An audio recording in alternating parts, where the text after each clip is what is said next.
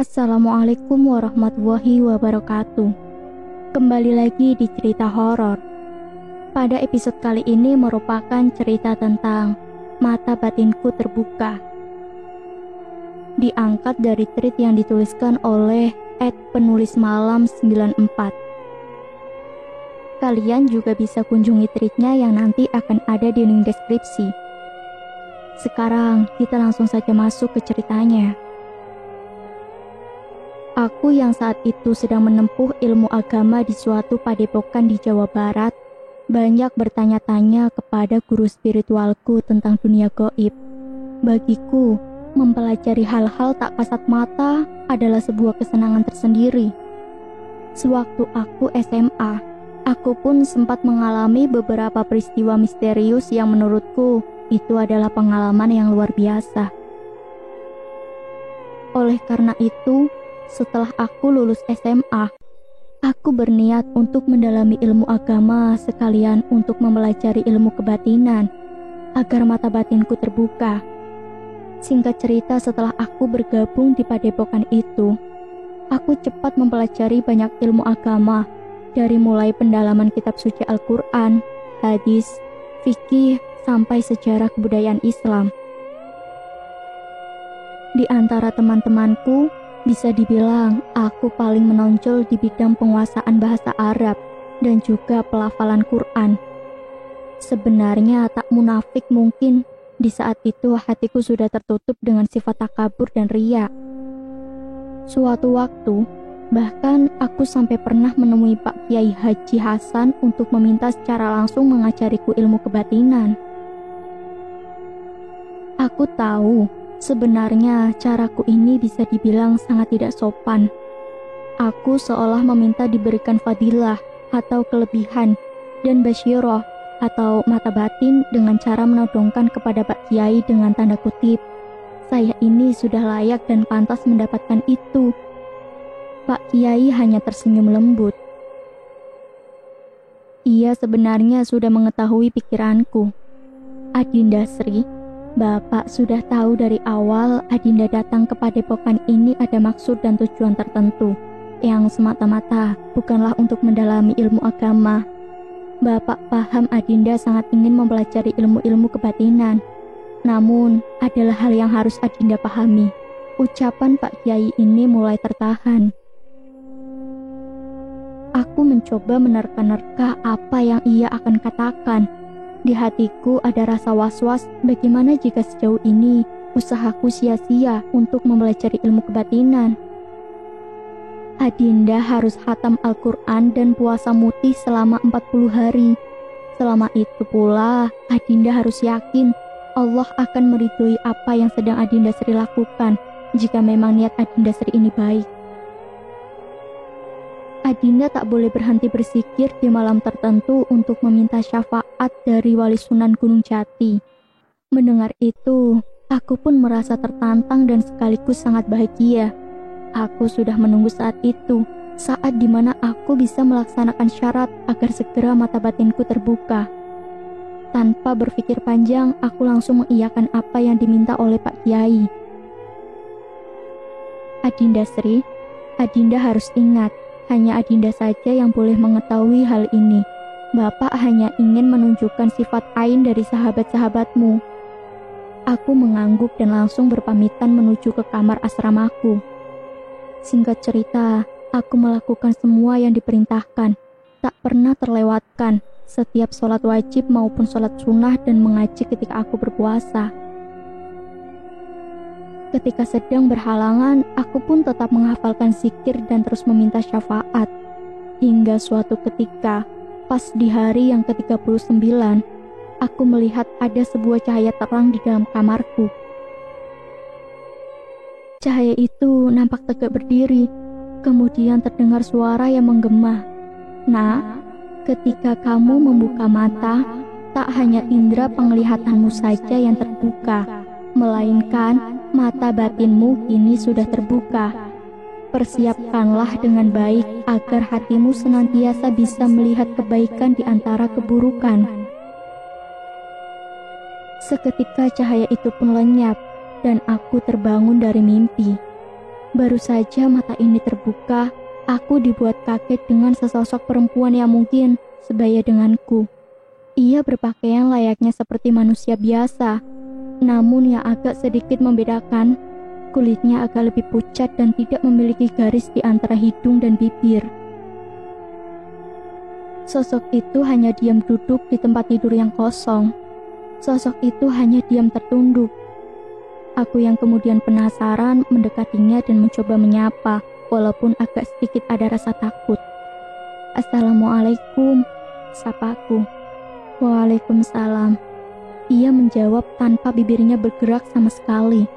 Karena aku yang semakin ketakutan, aku berlari keluar kamar untuk mencari Pak Kiai.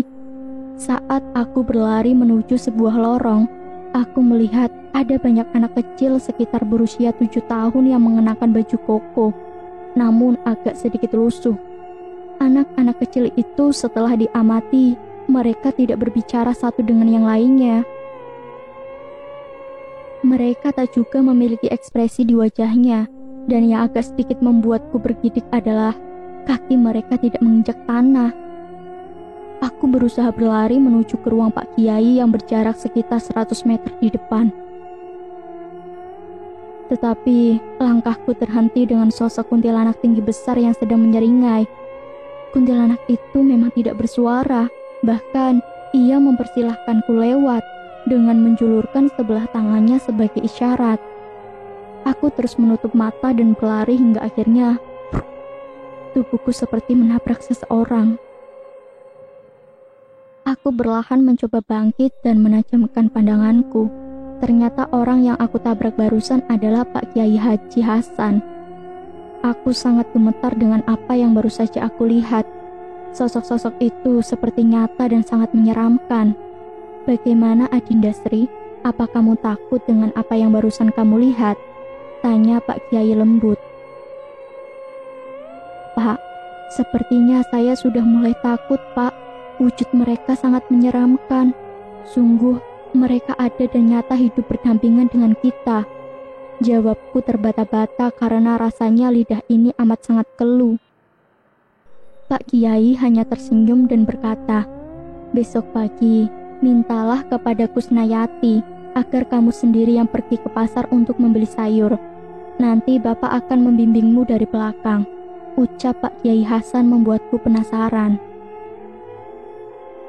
Setelah sholat subuh, aku segera menemui Kusnayati untuk meminta izin jika hari ini aku yang menggantikannya pergi ke pasar.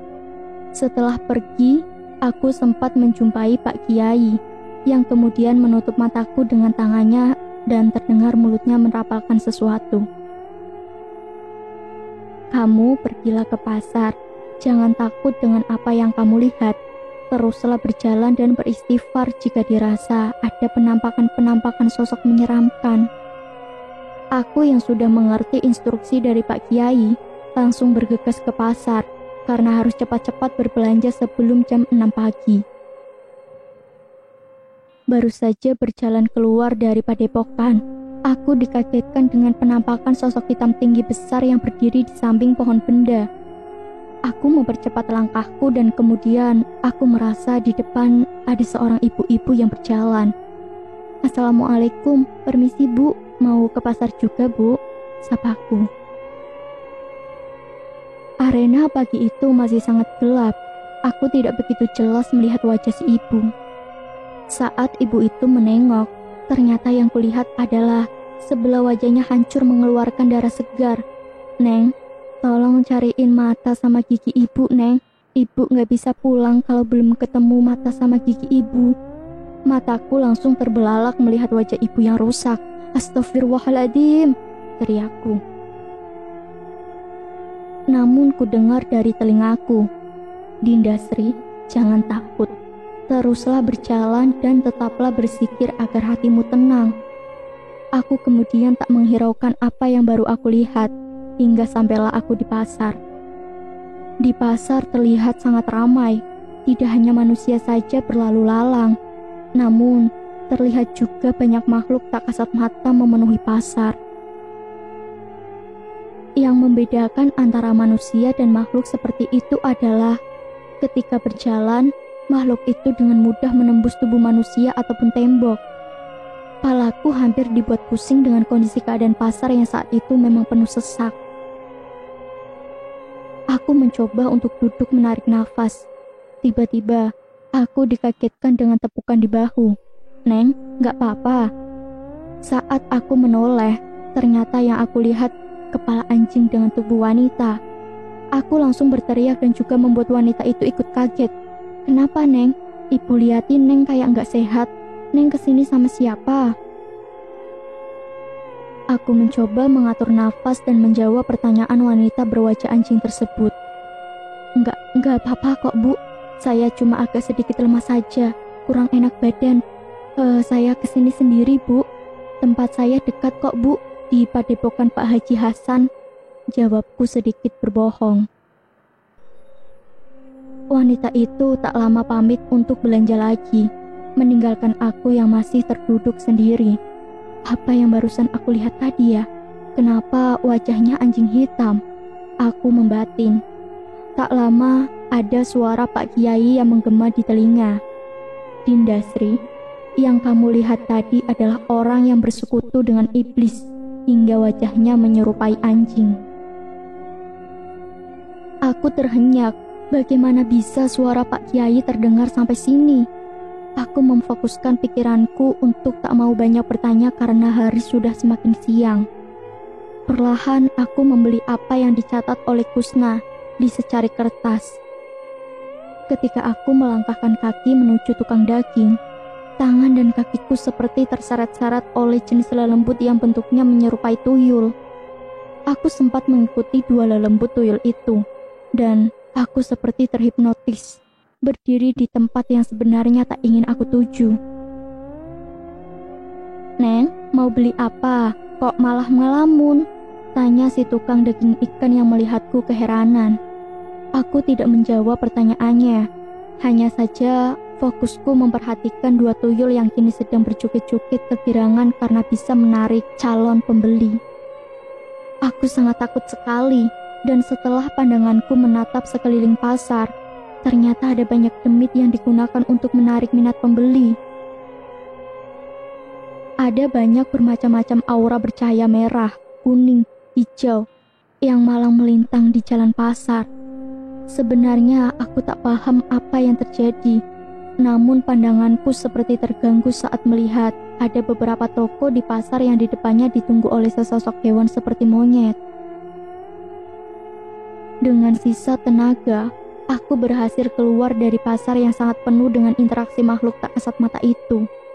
Aku berkali-kali istighfar dengan apa yang baru aku lihat, dan dengan langkah yang gontai, aku kembali ke padepokan.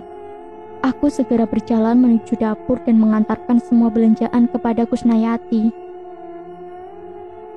Saat aku ingin menemukan Pak Kiai, aku mendengar suara mengaji yang sangat merdu. Aku yang penasaran kemudian mengintip ke arah ruang aula di mana sumber suara itu berasal. Saat kulihat, ternyata yang mengaji adalah seorang kakek-kakek berambut putih panjang dan berjanggut panjang. Kakek itu sangat khusyuk mengaji, sehingga ia tidak memperdulikan aku yang sedari tadi mengintip di balik jendela. Tiba-tiba, kakek yang tadi aku lihat sedang mengaji di dalam ruang aula sekarang sudah tidak nampak pada tempatnya. Aku baru tersadar jika ternyata kakek itu bukanlah manusia. "Dek, kenapa kamu hanya melihat orang mengaji? Apa kamu tidak ingin ikut mengaji juga?" tanya si kakek, sudah berdiri di depan mataku. Belum sempat aku menjawab, kakek itu kembali menghilang. "Adinda Sri, jangan takut. Sosok itu tidaklah jahat." Suara Pak Haji Hasan mengagetkanku. Pak Haji kemudian mengajakku berjalan-jalan sambil berbincang apa saja yang baru aku lihat. Aku kembali menceritakan dari mulai sosok perempuan pucat yang duduk di tempat tidur kamarku. Pak Kiai menjelaskan jika memang di pondok ini pernah ada santriwati yang meninggal karena sakit. Santriwati ini tidak mau dibawa berobat karena takut menjadi beban untuk keluarganya. Hingga akhirnya ia ditemukan telah meninggal. Yang kedua mengenai beberapa anak kecil menggunakan baju koko itu sebenarnya memang dari bangsa jin. Mereka selayaknya seperti Dindastri yang juga menimba ilmu keagamaan di padepokan ini. Di padepokan ini ada banyak santri dan santriwati dari sejenis jin. Bentuknya pun beragam. Ada yang memang menyerupai kuntilanak, genderuwo, atau seperti manusia pada umumnya. Kemudian Pak Kiai menjelaskan jika di luar pondok ada beragam bentuk jin yang usil. Salah satunya genderuwo penunggu pohon benda dan juga sosok arwah penasaran korban tabrakan. Pak Kiai kemudian menambahkan jika dirinya sebenarnya mengikutiku dari belakang secara tak kasat mata. Pak Kiai juga melihat apa yang kulihat ketika di pasar. Seperti yang sudah Bapak bilang, wanita berwajah anjing itu adalah wanita yang menggunakan pesugihan. Di pasar, seperti gerbang pembuka antara manusia dan alam gaib sudah tidak bisa dibedakan. Ironis sekali memang, manusia yang diciptakan oleh Allah sebegitu sempurnanya masih saja mau melakukan perjanjian-perjanjian gaib yang mengikat. Demit yang berbentuk seperti tuyul adalah arwah janin yang digugurkan, sehingga mereka dipakai oleh sebangsa jin untuk memperalat manusia. Sedangkan warna-warni aura cahaya yang saling melintang di sepanjang jalan di pasar itu adalah bentuk ketidakpercayaan manusia kepada dirinya maupun Allah, sehingga mereka menuangkan air-airnya yang sudah dicampi-campi ataupun taburan garam. Niatnya hanya satu. Jika si calon pembeli menginjak area yang sudah ditaburi garam atau disirami air dari berbagai macam orang pintar, maka mereka akan jadi mengeluarkan uang untuk membeli barang yang dijajakan. Namanya manusia, jika mau berusaha, pasti Allah beri jalan dan kemudahan. Begitupun penjual, pasti pula akan ada pembeli. Namun kita, hati manusia telah tertutup dengan hawa nafsu ingin sukses dengan cepat, sehingga menghalalkan berbagai macam cara. Ungkap Pak Kiai Hasan sambil tangannya terus bersikir. Pak Kiai melanjutkan ceritanya, menceritakan sosok kakek yang mengaji di ruang aula. Kakek itu memang sebangsa jin putih. Ia berumur ratusan tahun. Kakek jin telah berada di wilayah ini jauh sebelum padepokan ini dibangun. Menurut pengakuannya, ia adalah pengikut dari salah satu wali Cirebon sewaktu beliau menyiarkan agama Islam di Nusantara. Bahkan, si kakek mengaku sebelumnya ia bukanlah jin muslim, melainkan hanya jin penunggu hutan biasa. Kakek itu awalnya ingin mencobai ilmu dari Sunan Gunung Jati. Namun belum apa-apa, ia seolah dibuat tak berdaya dengan karomah yang dimiliki oleh sang wali Allah. Saat ini tugas beliau adalah menjadi seorang muazin bangsa jin dan juga mengajarkan ilmu agama bagi santri maupun santriwati golongan jin. Ia juga yang menjaga padepokan ini dari segala bentuk gangguan jin yang kafir. Entah mengapa aku menjadi merasa malu. Aku sebelumnya sempat merasa diri ini pantas dan layak untuk bisa mendapat kelebihan dari Allah.